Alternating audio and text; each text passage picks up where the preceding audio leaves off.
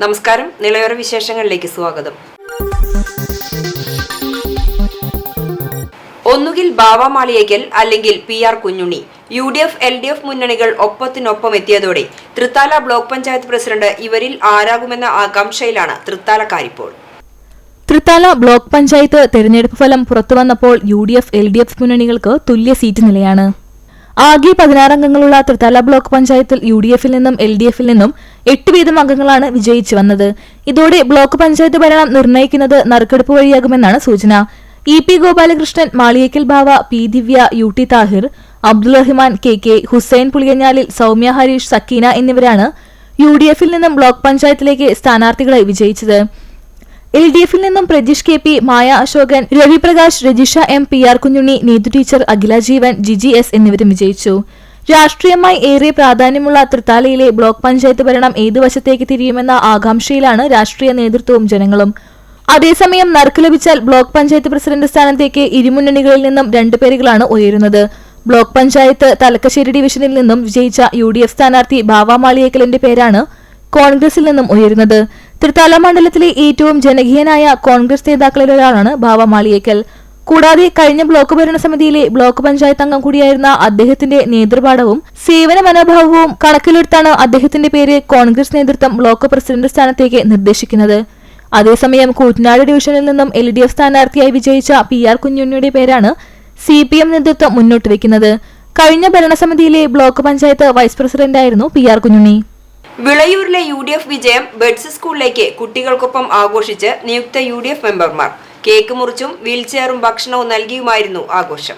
വിളയൂർ ഗ്രാമപഞ്ചായത്തിൽ UDF ഭരണം പിടിച്ചെടുത്തതിന്റെ ആഘോഷമാണ് വിളയൂരിലെ ബെഡ്സ് സ്കൂളുമായി പങ്കിട്ടത്. നിയുക്ത UDF മെമ്പർമാരുടെ നേതൃത്വത്തിലായിരുന്നു ബെഡ്സ് സ്കൂളിലെത്തി ആഘോഷം ഒരുക്കിയത്.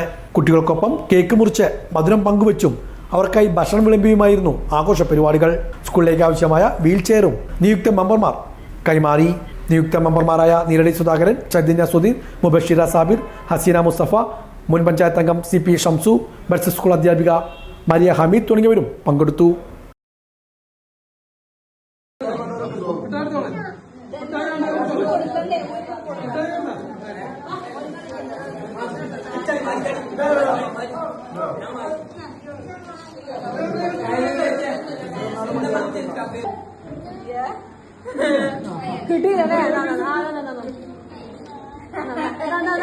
ഓടിക്കോ ഓടിക്കോ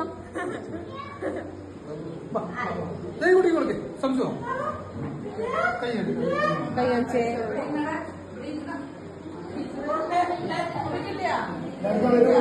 കുട്ടാപ്പൂന് കൊടുക്കൂ.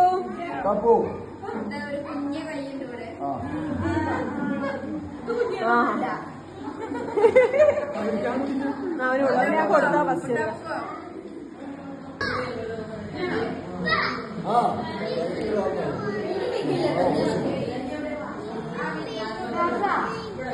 ഓങ്ങല്ലൂർ പഞ്ചായത്തിൽ നിലപാട് വ്യക്തമാക്കി SDPI. പഞ്ചായത്ത് ഭരണത്തിൽ ഇരു മുന്നണികളെയും പിന്തുണയ്ക്കില്ലെന്ന നിലപാടാണ് SDPI സ്വീകരിക്കുക. തദ്ദേശ തിരഞ്ഞെടുപ്പിൽ ഓങ്ങല്ലൂർ ഗ്രാമപഞ്ചായത്തിലെ 28 വാർഡുകളിൽ 11 എണ്ണത്തിൽ LDFും 8 എണ്ണത്തിൽ UDFും 5 എണ്ണത്തിൽ SDPയുമാണ് വിജയം കരസ്ഥമാക്കിയത്.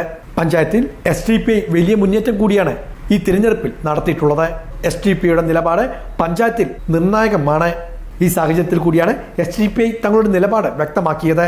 കഴിഞ്ഞ തവണ ഭരണസമിതിയിൽ 3 അംഗങ്ങളാണ് SDPയ്ക്ക് ഉണ്ടായിരുന്നത്. അന്ന് UDFിനെയോ LDFിനെയോ പിന്തുണയ്ക്കാൻ SDPI തയ്യാറായില്ല.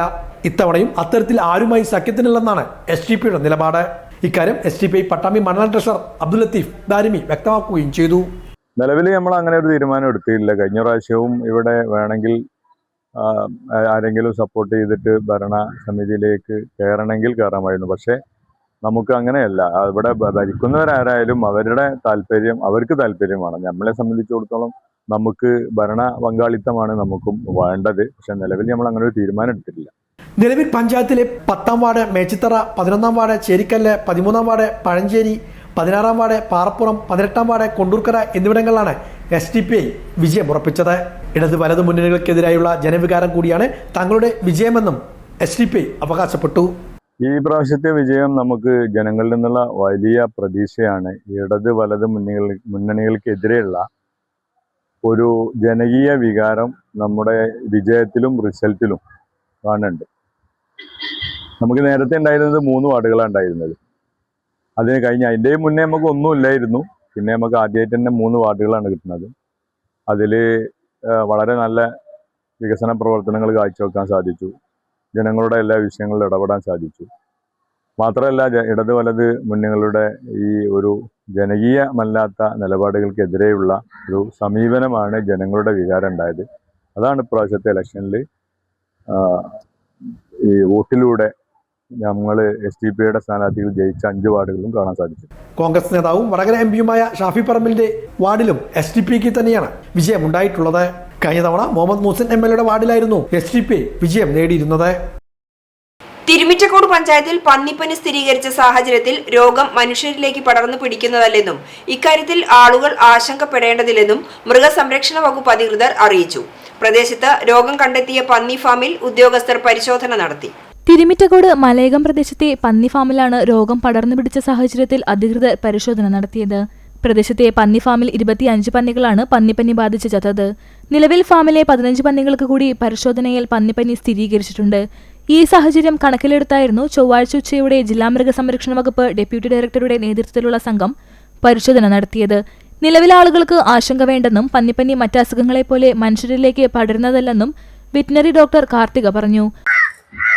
തിരുമറ്റക്കോട് പഞ്ചായത്തിലെ 12ാം വാർഡിൽ ശ്രീ സുഭാഷ് ചാഴിയാട്ടി എന്നിവരുടെ ഉടമസ്ഥതയിലുള്ള ഫാമിൽ ആഫ്രിക്കൻ പനി സ്ഥിരീകരിച്ചിരിക്കുകയാണ്. അപ്പോൾ ഇത് നമുക്ക് പേടിക്കേണ്ടതായിട്ടുള്ള കാര്യങ്ങളൊന്നുമില്ല. ജാഗ്രത വേണമെന്ന് മാത്രമേ ഉള്ളൂ. അനിമൽസിൽ മാത്രം, പന്നികളിൽ മാത്രം കണ്ടുവരുന്ന ഒരു അസുഖമാണ്. വേറെ വളർത്തു മൃഗങ്ങളിലോ ഒന്നിലേക്കോ പകരുന്നതല്ല. പന്നികളിൽ മാത്രം റിപ്പോർട്ട് ചെയ്തിട്ടുള്ളതാണ്.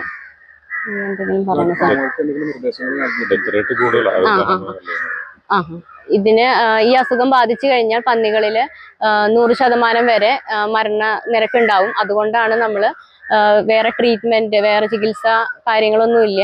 അപ്പൊ അത് കാരണം കൊണ്ട് നമുക്ക് കള്ളിങ് മാത്രമേ അതിന് നടപടിയായിട്ട് ചെയ്യാൻ സാധിക്കുകയുള്ളൂ. അതുകൊണ്ടാണ് നമ്മൾ കള്ളി. പന്നിമാംസം കഴിച്ചതുകൊണ്ട് രോഗം പകരില്ലെന്നും മറ്റു വളർത്തുമൃഗങ്ങളിലേക്കും രോഗം പടരില്ലെന്നും ഇക്കാര്യത്തിൽ ആശങ്കപ്പെടേണ്ട സാഹചര്യമില്ലെന്നും ഡോക്ടർ അറിയിച്ചു. രോഗത്തിന് ചികിത്സകളില്ലാത്തതിനാൽ നിലവിൽ രോഗം ബാധിച്ച പന്നികളെ കൊല്ലാനാണ് തീരുമാനം. കൂടാതെ ഫാമിലെ മാലിന്യക്കുഴി മണ്ണിട്ട് മൂടാനും ഫാം പൂർണ്ണമായി അണുവിമുക്തമാക്കാനും അധികൃതർ നിർദ്ദേശം നൽകി. ഫാമിന് തൊട്ടു സമീപം കടുങ്ങോട് പഞ്ചായത്ത് പരിധിയിലെ വിവിധ 8ഓളം വരുന്ന പന്നി ഫാമുകളിലെ 500ഓളം പന്നികൾക്കും രോഗബാധിച്ചതായാണ് വിവരം. മൃഗസംരക്ഷണ വകുപ്പ് ഡെപ്യൂട്ടി ഡയറക്ടർ രവി, ജില്ലാ coordinator Kathiresan, panchayat secretary Suresh Kumar, veterinary doctor Karthika എന്നിവരുൾപ്പെട്ട സംഘമാണ് പരിശോധന നടത്തിയത്.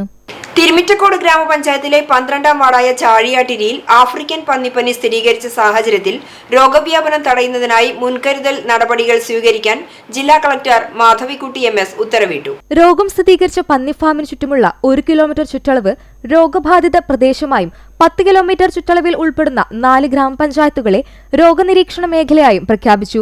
തിരുമിറ്റക്കോട്, നാഗലശ്ശേരി, തൃത്താല, ചാലിശ്ശേരി ഗ്രാമപഞ്ചായത്തുകൾ രോഗനിരീക്ഷണ മേഖലയിൽ ഉൾപ്പെടും. രോഗബാധിത പ്രദേശങ്ങളിൽ നിന്നും പന്നിമാംസം വിതരണം ചെയ്യുന്നതും വിതരണം ചെയ്യുന്ന കടകളുടെ പ്രവർത്തനവും ഇനി ഒരറിയിപ്പുണ്ടാകുന്നതുവരെ പൂർണ്ണമായും നിർത്തിവെക്കണമെന്ന് ഉത്തരവിൽ പറയുന്നു. കൂടാതെ രോഗബാധിത മേഖലകളിൽ നിന്നും പന്നികൾ, പന്നിമാംസം, തീറ്റ എന്നിവ ജില്ലയിലെ മറ്റു പ്രദേശങ്ങളിലേക്കോ തിരിച്ചോ കൊണ്ടുപോകുന്നതും നിരോധിച്ചിട്ടുണ്ട്. രോഗബാധിത പ്രദേശങ്ങളിലെ 1 കിലോമീറ്റർ ചുറ്റളവിൽ കേന്ദ്ര സർക്കാരിന്റെ പ്ലാൻ ഓഫ് ആക്ഷൻ പ്രകാരമുള്ള പ്രോട്ടോകോൾ പാലിക്കാൻ മൃഗസംരക്ഷണ വകുപ്പിന് നിർദ്ദേശം നൽകി. കഴിഞ്ഞ 2 മാസങ്ങൾക്കുള്ളിൽ രോഗം സ്ഥിരീകരിച്ച ഫാമിൽ നിന്നും മറ്റു ഫാമുകളിലേക്ക് പന്നികളെ കൊണ്ടുപോയിട്ടുണ്ടോ എന്ന് അന്വേഷിച്ച് ഉടൻ റിപ്പോർട്ട് നൽകാനും ജില്ലാ മൃഗസംരക്ഷണ ഓഫീസറോട് ആവശ്യപ്പെട്ടിട്ടുണ്ട്. കൂടാതെ അനധികൃത കടത്ത് തടയാനായി ചെക്ക് പോസ്റ്റുകളിലും ജില്ലയിലേക്കുള്ള പ്രവേശന കവാടങ്ങളിലും പോലീസ്, RTO എന്നിവരുമായി ചേർന്ന് മൃഗസംരക്ഷണ വകുപ്പ് കർശന പരിശോധനകൾ നടത്തും. രോഗം സ്ഥിരീകരിച്ച തദ്ദേശ സ്വയംഭരണ സ്ഥാപനത്തിന്റെ പരിധിയിൽ പോലീസ്, മൃഗസംരക്ഷണ വകുപ്പ് ഉദ്യോഗസ്ഥർ, തദ്ദേശ സ്വയംഭരണ ഉദ്യോഗസ്ഥർ, വില്ലേജ് ഓഫീസർ എന്നിവർ ഉൾപ്പെട്ട റാപ്പിഡ് റെസ്പോൺസ് ടീം അടിയന്തരമായി രൂപീകരിച്ച് പ്രവർത്തനം ആരംഭിക്കാനുള്ള നടപടി സ്വീകരിക്കാനും ജില്ലാ കളക്ടർ ഉത്തരവിട്ടു. കുമരനെല്ലൂരിൽ വിദ്യാർത്ഥികളുടെ കൂട്ടത്തല്ല്.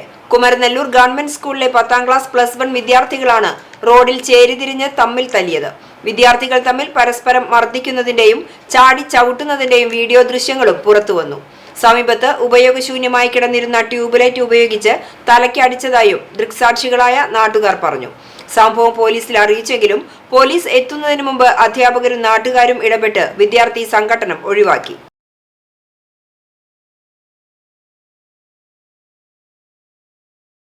പട്ടാമ്പി ബൈപ്പാസ് റോഡിന് സമീപം ശുചിമുറി മാലിന്യം തള്ളൽ രൂക്ഷമായി. വാഹനങ്ങളിൽ കൊണ്ടുവന്ന് ഇവിടെ മാലിന്യം തള്ളിയെന്നാണ് പരാതി. പട്ടാമ്പി മാർക്കറ്റിന് സമീപത്തെ ബൈപ്പാസ് റോഡരികിലെ വടക്കുമുറിയിലാണ് കക്കൂസ് മാലിന്യം വ്യാപകമായി തള്ളിയിരിക്കുന്നത്.